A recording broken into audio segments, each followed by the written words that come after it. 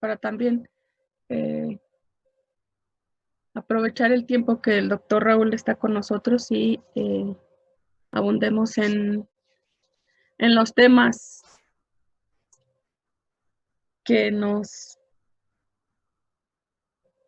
incumben para este curso y para las temáticas específicas de esta semana que directamente o indirectamente se vinculan con la propuesta del doctor Raúl.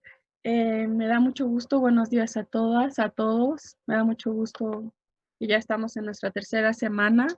Estamos a punto de concluir el semestre, el intersemestral, el semestre de verano de Sociología del Trabajo.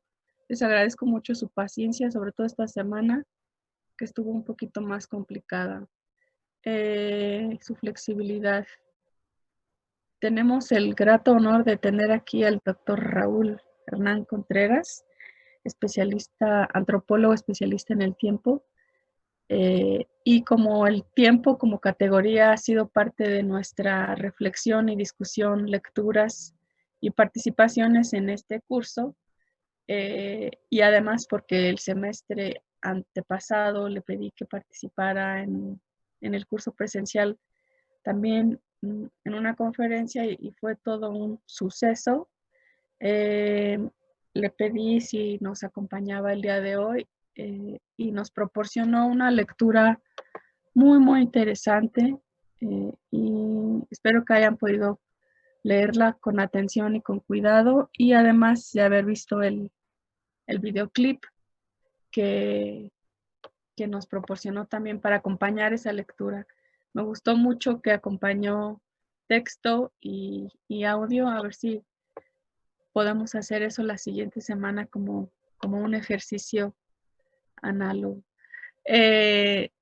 Gracias, Raúl, buenos días. Te va a presentar una estudiante y le voy a pedir si puede hacer lectura de tu semblanza para que los estudiantes del curso tomen nota y también puedan ir conociendo a investigadores jóvenes de nuestra universidad y conozcan un poquito de tu trayectoria y de tus aportaciones al conocimiento. Si te parece bien, comenzamos con Jocelyn para que te presente. ¿Sí? Listo. Jocelyn, por favor. Pues buen día a todos. Raúl Contreras Rodán es un doctor en antropología por la Universidad Nacional Autónoma de México, UNAM. Ha desarrollado investigación con poblaciones indígenas y campesinas de Chile, Colombia, Brasil y México. Forma parte del Seminario Permanente de Estudios Sociales sobre el Tiempo de la UNAM y colabora en proyectos de investigación sobre futuros, economía y política en la misma casa de estudios. Entre sus publicaciones recientes se encuentran, en el año 2019, La música de Lupita, esbozos para una antropología de la contemporáneo en una comunidad rural mexicana, revista del Colegio de San Luis, número 20, página 325 a 343. Asimismo, imaginar un futuro de concreto, el cemento y las formas de habitar en el Valle del Mezquital, en Hernán Salas, etnografía contemporánea del poder, formas de dominación en el mundo, México, UNAM. En el año 2018, Educar el aburrimiento, para una antropología del sentir espacio-temporal, en González Barzú Alejandro. Pensar el tiempo y el espacio, reflexiones de la docencia universitaria en Ciencias Sociales, México, UNAM. 2018, El futuro como esperanza, en Coordenadas 2050, Cuadernos de la Coordinación de Humanidades, Universidad Nacional Autónoma de México, número 37. 2017, hacia una antropología económica de las formas contemporáneas de ganarse la vida, revista San Gregorio, número 18. En prensa, Antropología económica de los modos diversos de ganarse la vida, enfoques antropológicos sobre la reproducción social contemporánea, UNAM. Libro coordinador por Ana Bella Pérez Castro, Raúl Contreras Román y Jessica Contreras Vargas, en el marco de la investigación PAPIT, Ganarse la vida, la reproducción social en el granero Hidalgo y el huerto de Yucatán y la faja de oro en Veracruz. Y ya, no sé si se escuchó bien, es que mi internet corta de momento, pero espero se haya escuchado bien. Sí se escuchó bien, Jocelyn, muchísimas gracias. Raúl, como o como preámbulo nada más, te quisiera decir que este ha sido uno de los grupos más participativos que he tenido en sociología del trabajo. Yo sé que el grupo anterior también fue muy, muy bueno. Yo estoy muy gratamente sorprendida. Te puedo decir sin reservas que este es un grupo brillante. Entonces, por favor, no te limites en tus elaboradas formulaciones. Seguramente te van a hacer algunas preguntas igual de sofisticadas y elaboradas. ¿Sale? Adelante, Raúl, por favor. Bueno, muchas gracias a la doctora por la invitación. Gracias a ustedes por la atención, por arriesgarse a este crimen de comenzar a pensar cosas tan complejas a esta hora de la mañana. Espero que mis neuronas estén despiertas para poder transmitirle alguna idea. Bueno, ¿de cuánto tiempo dispongo, maestra? Yo creo que unos 30 minutos, tampoco no queremos explotarte tan tempranamente, Raúl, como tú gustes. 30 minutos está bien, ¿sí? Y de ahí ya, nos encaminamos al diálogo, discusión, de verdad, porque este grupo es súper participativo, dialógico, y seguramente tendrán preguntas o comentarios. ¿Te parece? Muy bien. Sí, quizás me tome un poquito más, pero está bien. Perfecto, perfecto, está bien, sí. Bueno, buenos días a todas y a todos. Cuando me invitó la doctora a este curso, más o menos discutimos, conversamos de qué es lo que sería pertinente que yo pudiera compartirles, porque como pudieron ver en la exposición que amablemente hizo Jocelyn de mi síntesis, no es mi especialidad la sociología del trabajo, ni tampoco la antropología del trabajo. Sin embargo, para todo cientista social, la categoría y la realidad del trabajo debiese ser parte articuladora de nuestro pensamiento, ¿no? Porque, como ustedes habrán visto en el curso, la base de la reproducción social, la base de la dinámica social, es el trabajo, ¿no? No podemos entender ninguna dimensión de la realidad social sin considerar en su base el trabajo. Entonces, yo le conversé más o menos, ella conocía también de los desarrollos que yo vengo elaborando en los últimos años a partir de mi investigación doctoral, y pensamos cómo articular eso con alguna de las categorías que ustedes están trabajando en este curso, ¿no? Y decidí compartirles a ustedes un texto que está en elaboración, que está en proceso de dictaminación en una revista, pero que pese a estar en ese proceso está todavía con muchas cosas que hay que revisar y que de alguna manera me hace muy feliz tener un público que pueda leerlo, discutirlo y criticarlo, comentarlo, lo que podamos hacer en la parte después de mi exposición. Bueno, a mí me gustaría comenzar con cosas que quizá ustedes ya han discutido, han visto en otros textos. La maestra poco es especialista también en estos temas, entonces seguramente han salido, que tienen que ver con cómo pensar las dinámicas migratorias, cómo pensar la migración en el ámbito de las reflexiones sobre las transformaciones del trabajo, ¿no? A nivel estructural, yo pensaría que hay por lo menos tres, o desde mi punto de vista son tres los elementos centrales para pensar el vínculo entre migración y trabajo, ¿no? Son fundamentales porque tienen que ver con las condiciones actuales del mundo. Nos permiten entender la historia de la economía política del trabajo, pero también las condiciones actuales en las que se mueve la relación capital-trabajo, ¿no? El primer elemento fundamental es el lugar que ocupa el trabajo en las dinámicas del valor, ¿no? No sé si ustedes han visto algo de eso, pero sin profundizar mucho, digamos, la migración desde los comienzos de la historia del trabajo, las movilidades, han tenido un papel fundamental en el establecimiento del valor de todo, ¿no? Del valor de las cosas, del valor de la vida, ¿no?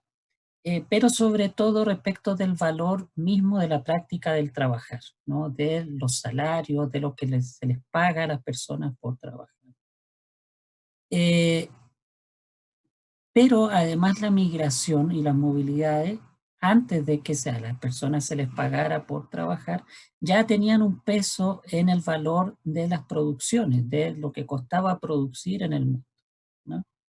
Y eso podemos irnos muy atrás en la historia, pero un momento fundamental para pensar cómo se dan esas dinámicas son los procesos de migración forzada, ¿sí? De éxodo forzado desde África al resto del mundo, desde África a América, desde África a Europa.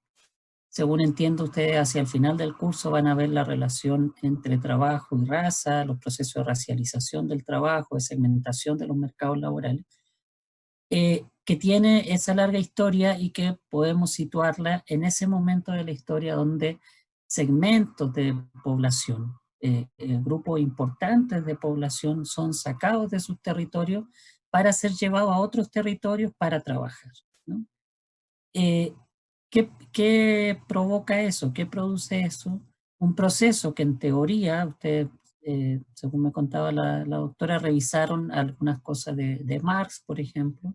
Eso está en la base de lo que Marx va a denominar acumulación primitiva del capital, ¿sí?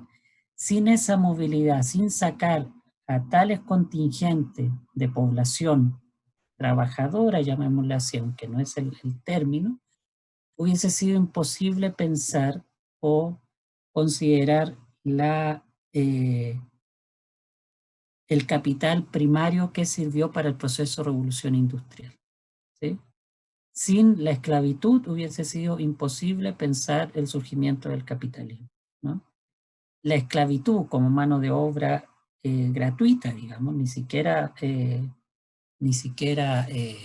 una mano de obra barata, como se suele decir hoy, una mano de obra realmente gratuita, fue la base para el establecimiento de los procesos de acumulación de capital que permitieron el desarrollo de la industria, el desarrollo de la ciudad, el desarrollo, en fin, el desarrollo de Occidente, ¿no? Por lo tanto, desde aquel tiempo, las movilidades y las migraciones están involucradas en cómo se establece el valor, cómo están definidas las tasas de valor en el mundo entero, ¿no? Nosotros podemos seguir esa historia y vamos a ver que en los procesos de desarrollo nacionales, ya no solo de la economía global, de este sistema mundo, en cada una de las economías nacionales, los procesos de movilidad y de migración son fundamentales. Pensemos, por ejemplo, hacia finales del siglo XIX, bueno, durante el siglo XVIII y gran parte del siglo XIX para Europa, y desde final del siglo XIX, comienzos del XX hasta mediados del XX para el resto del mundo, sobre todo para América Latina, los procesos de migración campo-ciudad, ¿sí? No hay ningún país del mundo que haya logrado un proceso de desarrollo industrial moderno sin esta oleada de migración desde los campos hacia las ciudades, al interior de las propias naciones, pero si pensamos en las naciones que tenían colonias, por ejemplo, las naciones de Europa hacia finales del siglo XIX, de la migración desde sus colonias periféricas, ¿sí?, hacia las ciudades centrales, ¿no? Esos procesos fueron fundamentales, por lo tanto, para establecer el valor y para promover procesos de acumulación primitiva, como les decía, que favorecieron el desarrollo de la industria, favorecieron el desarrollo de las ciudades, favorecieron el desarrollo de gran parte de todo, del equipamiento que denominamos modernidad, ¿no? Y yo les repito, podemos ver la historia de cualquier país, ¿sí? En todos los países esa es la historia de los procesos de desarrollo. Si pensamos en Inglaterra, por ejemplo, la migración de irlandeses, de escoceses, ¿sí? Si pensamos en el caso de México, por ejemplo, la gran oleada de migración campo-ciudad, sobre todo indígena, que es el caso que vamos a tratar para mi área de estudio, ¿no? Hacia mediados del siglo XX y sobre todo en ese periodo que se llamó Milagro Mexicano. El Milagro Mexicano tiene como base, eso que ustedes estudiaron en la prepa probablemente, tiene como sustento la migración del campo a la ciudad. ¿Y por qué se da ese proceso de migración? Nuevamente, si ustedes estudiaron algunas cosas de Marx o de los primeros sociólogos del trabajo, entenderán que en la historia del desarrollo industrial, lo primero que necesitó el proceso de desarrollo industrial fue despojar a los campesinos de sus tierras, ¿no? Ese proceso que Marx y otros denominaron como el encerramiento del campo, ¿no? Los procesos de expoliación, de expropiación de las tierras, de despojo de las tierras de los campesinos, que fue la base de la acumulación de capital para la industria. Bueno, ese proceso, que entre otras cosas, ¿qué es lo que produce? Es que exista una masa cada vez mayor de población que no puede sobrevivir de nada más que no sea su salario. Antes de eso la gente podía vivir de su tierra, podía cultivar, aunque la tierra no fuera de su propiedad. Si pensamos en el momento del feudalismo, la propiedad de la tierra no era de los campesinos, no era de los aldeanos, pero sin embargo tenían la posibilidad de producir esa tierra y de vivir de lo que esa tierra les daba, ¿no? Cuando comienza el desarrollo del capitalismo eso se acaba, porque son despojados de su tierra y por lo tanto de lo único que pueden vivir es de su fuerza de trabajo, ¿no? Y de su fuerza de trabajo que tienen que intercambiar en el mercado laboral por un salario, ¿no? Bueno, esos procesos de despojo de la propiedad campesina, despojo de la tierra, de privatización de las tierras, de acumulación de los terratenientes y desalojo de las familias campesinas, va a obligar a esas familias campesinas a migrar a las ciudades. Eso va a tener influencia en dos ámbitos. Un ámbito que es esto que llamamos acumulación primitiva del capital, ¿no? Que posibilita a la industria, a los industriales, a los burgueses, la teoría sociológica, les posibilita tener el dinero suficiente, el capital suficiente para montar la industria. Pero además va a reservar un porcentaje de la población para estar latentemente dispuesta, para estar con latencia dispuesta a ingresar a un proceso de producción industrial. A eso Marx y otros le van a denominar ejército industrial de reserva. ¿Sí? Ese ejército industrial de reserva, que es la gente que aún no ha sido integrada al proceso industrial o a los mercados de trabajo en un concepto contemporáneo, va a estar presionando de alguna manera el valor del trabajo, el salario que se le paga a los trabajadores. Eso por dos cuestiones. Primero, porque va a asegurar la reproducción constante de la fuerza de trabajo, de la fuerza laboral, ¿sí? O sea, los que estructuran el sistema saben que siempre va a haber una población ahí de la cual yo puedo echar manos si quiero producir más, si hay una crisis, cualquier cosa, ¿no? Ese ejército está ahí, está disponible para trabajar, pero además va a ser una fuerza de presión respecto de las demandas de los trabajadores ya cuando los procesos de sindicalización, ¿sí? Hacia finales del siglo XIX comienzan a ser fuertes, ¿no?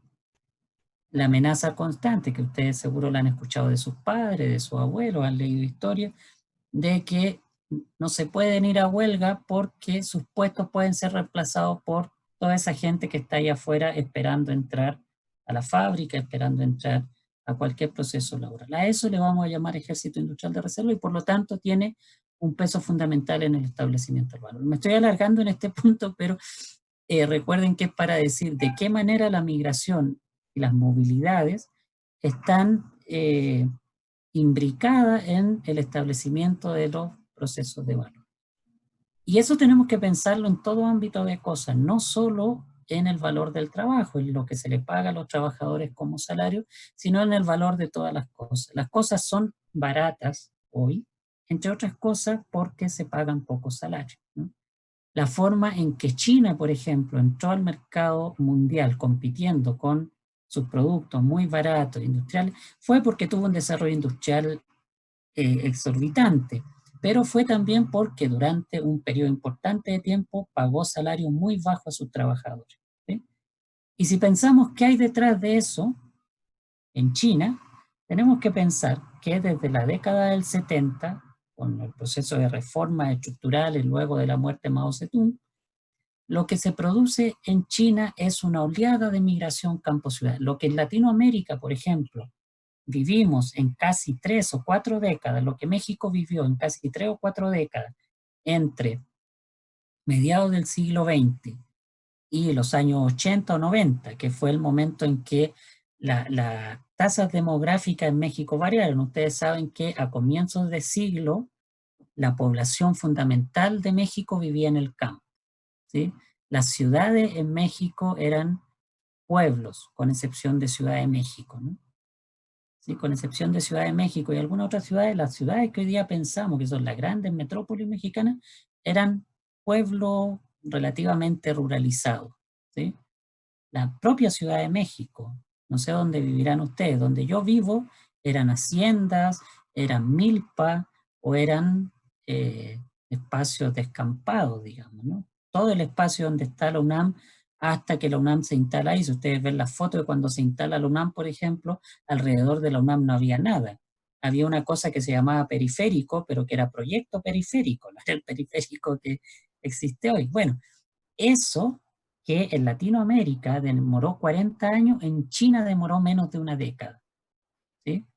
El pasar de una tasa de población mayoritariamente rural a una población mayoritariamente urbana o urbanizada, que en Latinoamérica, como les digo, demoró cerca de 3 o 4 décadas, en China demoró una década y está presente en este proceso de industrialización masiva, sin precedentes que ha tenido China y que la ha instalado hoy día como una potencia que disputa la hegemonía global. Bueno, si pensamos a ese nivel de estructura, a ese nivel de cosas globales, las movilidades y los procesos de migración están involucrados en el establecimiento de las tasas de valor, ¿sí?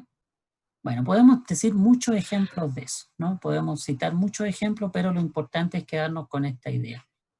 El valor del trabajo, el valor de las mercancías, las tasas de valor en el globo se establecen a partir de los procesos de movilidad y de la disponibilidad de fuerza laboral constante, ¿no? De fuerza de trabajo constante que está precisamente dispuesta a moverse para conseguir y para acceder a esos empleos, ¿no? Un segundo elemento que vamos a desarrollar más rápido, porque sé que lo van a ver hacia el final de este curso, tiene que ver con los procesos de movilidad y los procesos de migración y lo que en la teoría sociológica del trabajo se denomina segmentación de los mercados laborales, ¿sí? Esa segmentación, sobre todo, la tenemos que pensar como una segmentación étnico-racial, ¿sí? Y también, no voy a profundizar en eso, pero seguro ustedes están al tanto porque es fundamental en estos tiempos para cualquier estudiante, para cualquier persona interesada por la realidad social, entender las dinámicas de género. Es también una segmentación de género, ¿sí? Los mercados laborales están segmentados por género. No es natural, no es biológico, digamos, que la mayoría de la gente que vende carne sean hombres, ¿sí?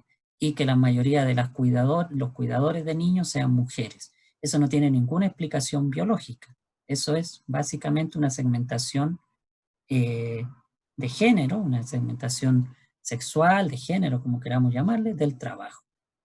Bueno, pero lo que yo lo que me quiero concentrar ahorita, porque tiene mucho más que ver con mi tema, son las segmentaciones étnico-raciales del trabajo. Eso también tiene una larga historia, como es larga la historia de la humanidad, ¿no? Los procesos de desarrollo de las grandes civilizaciones, si ustedes piensan como arqueólogos, digamos ahorita, o como historiadores de largo plazo, van a ver que en el desarrollo de las grandes civilizaciones, quienes hacían la chamba pesada, nunca eran los sectores étnico-raciales de la sociedad dominante, ¿sí? Por eso la ampliación de los mexicas, por eso la ampliación de los chinos, por eso la ampliación de los griegos, de los romanos, ¿sí?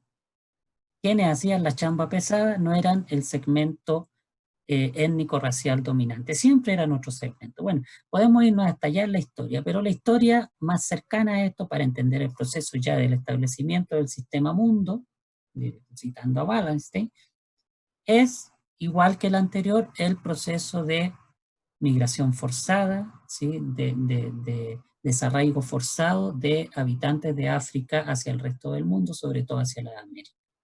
¿Sí? No existe ninguna explicación biológica, vuelvo a repetir, para entender por qué en los procesos de plantación tropicales, en el café, en el algodón, en la caña, en la banana, en cualquier producción de plantación tropical, la base de la mano de obra masificada sea población afro. ¿Sí? Los africanos no tenían, no tenían ninguna habilidad, ninguna capacidad, ninguna superioridad física, ni nada que explique por qué ellos son los que dominan como mano de obra en las plantaciones tropicales. Eso tiene que ver con un proceso histórico de segmentación del mercado laboral, de segmentación de los procesos productivos, que fue desde el comienzo una segmentación étnico-racial. Eso hasta ahorita pervive, hasta ahorita existe, digamos. Si ustedes revisan las estadísticas, por ejemplo, de en qué trabajan los mexicanos en Estados Unidos, se van a dar cuenta que el mercado de trabajo en Estados Unidos está absolutamente segmentado étnica y racialmente durante un periodo de la historia, y eso la maestra, la doctora Coco lo sabe muy bien, lo ha estudiado muy bien. Durante un periodo de la historia, los mexicanos, los latinos en general, pero sobre todo los mexicanos, trabajaban básicamente en los campos en Estados Unidos, ¿sí? Piensen ustedes en todo el proceso de la lucha por los derechos civiles de César Chávez y toda esa historia. Bueno, los mexicanos se encargaban básicamente del proceso de trabajo en el agro de Estados Unidos. Eso ha ido variando. Ahorita los mexicanos están sobre todo en el sector servicio, pero no en cualquier sector servicio, ¿no? En un sector servicio muy terciarizado y muy precarizado, ¿sí? Son los que atienden los pequeños negocios, son la gente que repone los supermercados, los jardineros, la gente que trabaja en compañías para el mantenimiento de las casas, de la industria, para los aseos, ¿sí? En el sector más bajo quizás del sector servicio, hoy día está la mayoría de la población mexicana. Ustedes me dirán, bueno, eso tendrá que ver con la preparación de la población mexicana que migra. En parte sí. Cuando uno evalúa las tasas de escolaridad de la población laboralmente activa en Estados Unidos, el segmento latino es el que tiene la escolaridad más baja, ¿sí? Y uno podría justificar y decir, bueno, si estudian poco, si no tienen preparación, es evidente que estén en los empleos más bajos, ¿no? Bueno, pero eso tiene que ver con toda una economía política de la historia de la migración que, por ejemplo, no ha promovido en los últimos 40 años procesos de regularización migratoria que permita a los mexicanos y a los mexicoamericanos de primera generación acceder a buena preparación que les permita optar a mejores salarios. Por lo tanto, la movilidad ahí está implicada en el valor del trabajo, en lo que se le paga a los mexicanos y a los mexicoamericanos de primera generación por su trabajo, ¿no? Ahora bien, ustedes podrían decir que esa es la justificación, pero los estudiosos de la migración han constatado que independiente del nivel de formación del mexicano migrante indocumentado, el acceso a los trabajos van a ser los mismos. Si ustedes como estudiantes de licenciatura o como titulados en lo que están estudiando, incluso como si estudian una maestría, si estudian un doctorado y migran a Estados Unidos en condición de migración ilegal o indocumentada, lo ilegal es un invento de la política norteamericana, pero indocumentados, van a acceder a los mismos trabajos que accede un migrante indígena de Oaxaca. ¿Por qué? Porque existen condiciones de segmentación del trabajo. Ustedes por su condición de mexicanos indocumentados, eso es fundamental, no van a poder acceder, a menos que tengan mucha suerte y contacto y red y todo lo demás, a un trabajo diferente, ¿sí?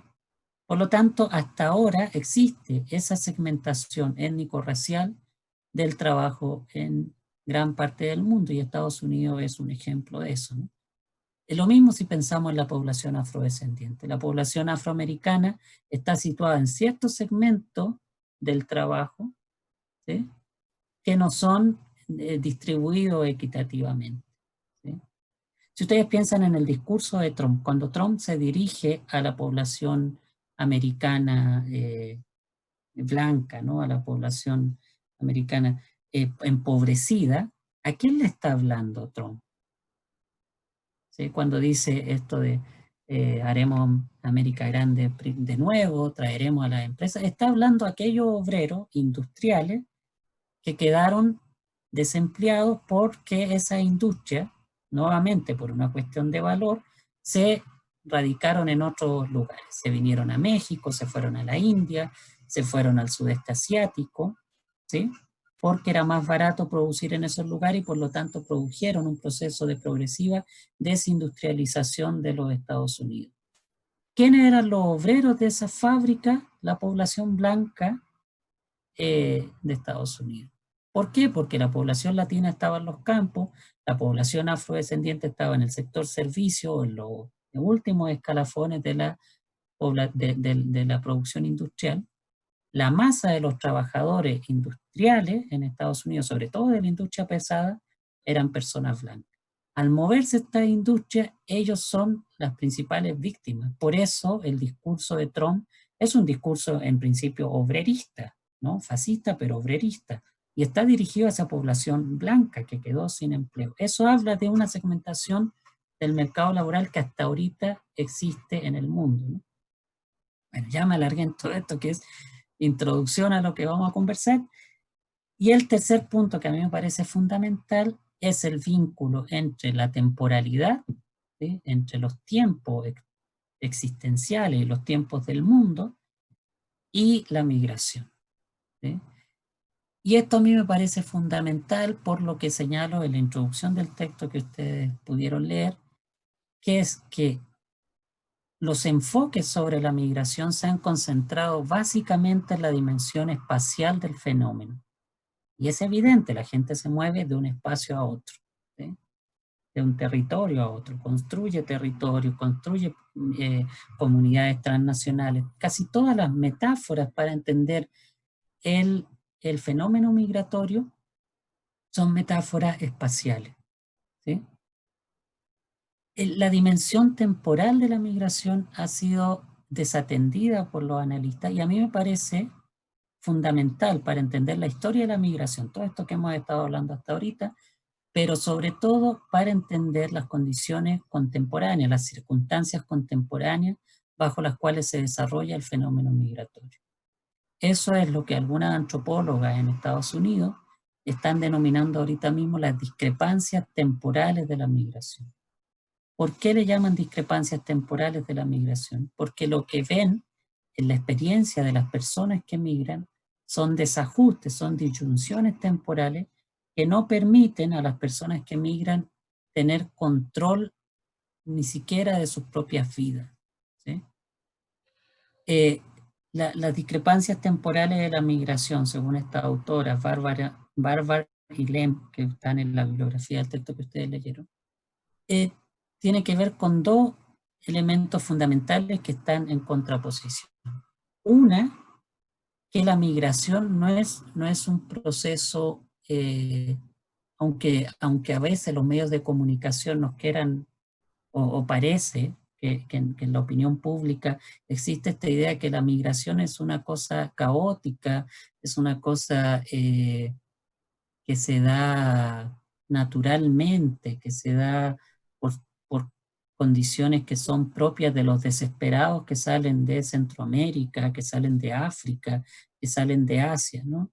Que tiene que ver solo con la desesperación de quienes van en búsqueda de un horizonte mejor, digámoslo así, ¿no? Bueno, esa es una forma de pensar la migración, pero que no resiste ningún análisis, digamos. La migración debe entenderse también por las necesidades del propio capital, ¿sí?, del propio capitalismo, del propio mercado internacional, que determina la forma, los flujos, las necesidades de mano de obra, ¿sí?, que afecta diferenciadamente ciertos territorios para promover la migración de esos territorios a otros espacios donde la mano de obra se necesita. Si la migración hoy día parece desarticulada, parece desordenada, parece caótica, bueno, tiene que ver precisamente por la decisión política, por la falta de voluntad política de darle un curso a eso y permitir que la migración se dé en otras condiciones.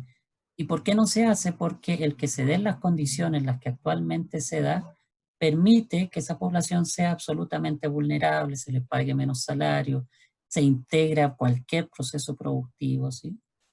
Pero eso no quiere decir que el capital y las estructuras políticas no estén pensando los flujos de migración, pensando las formas de satisfacer la necesidad que tiene el mercado en ciertos espacios de recibir constantemente fuerza laboral, ¿no? Las agencias internacionales están pensando, tanto de seguridad como económica, están pensando constantemente la migración. Bueno, por lo tanto, esta autora lo que nos dice es que hay una estructura político-económica que define las dinámicas de la migración, que es determinante en establecer las dinámicas de la migración. Define cuánta gente se necesita, en qué sectores se necesita, cómo permitir esos flujos, ¿no? Cómo relacionar a esa gente que migra con la población local, ¿no? Y hay otra dinámica de la migración que tiene que ver con eso otro en lo que siempre está el foco, que son las poblaciones que migran, las poblaciones que tienen la necesidad imperiosa de migrar, ¿sí? Las poblaciones africanas que cruzan el Mediterráneo, las poblaciones latinoamericanas que cruzan Centroamérica y México para ir a Estados Unidos. Bueno, esa es otra dimensión, ¿sí? Entonces lo que nos dicen estas autoras es que esos dos sectores están en enfrentamiento constante porque sus formas de imaginar la migración no coinciden, ¿no? ¿Sí? Porque cuando el capital necesita 10, migran 100, ¿sí? Porque cuando el capital necesita fuga de cerebro, migran personas pobres, ¿no? ¿Sí? Porque cuando el capital necesita que esa migración sea circular, ¿sí?, que vayan solo para los meses de labor que se les necesita, esa migración quiere permanecer, ¿sí?, quiere establecer redes que permitan ahora sí traer sus familiares, ¿sí? Bueno, a eso ellas le llaman discrepancias de la migración. Las discrepancias de la migración tienen impactos, diversos impactos. Los que a mí me interesan en particular son los impactos que ello tiene en la experiencia de las personas en sus propios tiempos, ¿sí? Yo trabajo en comunidades, en una comunidad en particular, pero mi trabajo de campo es un poquito más amplio, en comunidades del Valle del Mezquital en Hidalgo. A mí me gustaría preguntarles si ustedes conocen el Valle del Mezquital o han escuchado el Valle del Mezquital. ¿Nada del Valle del Mezquital? Las grutas de Tolantongo, ¿no? ¿No han ido a la gruta? Sí que eso las sí. Grutas de Tolantongo es un centro turístico bastante grande, pero así como tal, no, la verdad. Bueno. Las grutas sí, parece ser, perdón, sí, bueno, sí, las La grutas barbacoa que se comen todos los fines de semana, los tlacoyitos, todo eso viene del Valle del Mezquital. Bueno, yo trabajo en esa región, ¿no? Y en esa región, sobre todo en la región desde los años 40, bueno, antes, pero sobre todo de los años 40, eso ya es evidente, comienza a diferenciarse en dos regiones, ¿no? Bueno, antes que eso, el Valle del Mezquital, situado en Hidalgo, agrupa cerca de 25, 27 municipios. Nunca se ha establecido muy bien. Hay gente que dice que son casi 30 municipios, otros que son menos de 20, pero dejémoslo en 25, 27 municipios de Hidalgo, ¿sí? Les voy a mostrar un mapita más adelante, que componen esto que es el Valle del Mezquital. El Valle del Mezquital es, desde el punto de vista de los nichos ecológicos de México, territoriales y ecológicos de México, es donde comienza el árido mexicano. ¿Sí? El Valle del Mezquital es un territorio muy árido, es un territorio semidesértico de